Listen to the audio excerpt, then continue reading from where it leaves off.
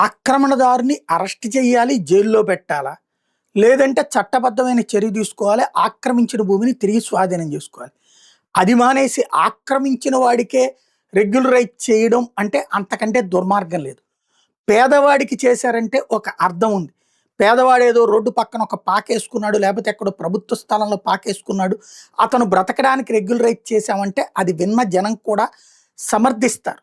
అదే అత్యంత ధనికుడికి లక్షల లక్షల ఫీజులు వసూలు చేసేటటువంటి గీతం యూనివర్సిటీకి వాళ్ళు ఆక్రమించుకోవడమే అతిపెద్ద నేరం.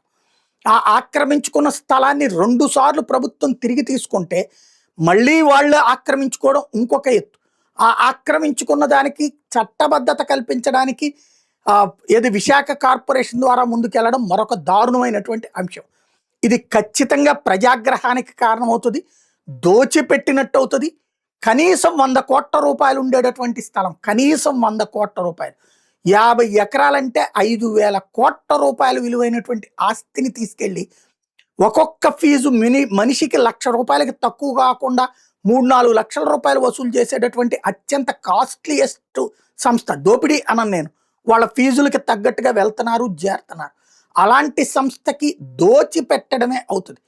దీని మీద మాత్రం ఖచ్చితంగా ప్రజాగ్రహం వ్యక్తం అవుతుంది. తాత్కాలికంగా మన పార్టీ వాళ్ళందరూ సమర్థించుకు రావచ్చు, కానీ మిగతా ప్రజల్లో తటస్థుల్లో మాత్రం తీవ్ర అసంతృప్తి వ్యక్తం అవుతుంది. ప్రభుత్వం ఆత్మహత్య చేసుకోవాల్సిన అంశం.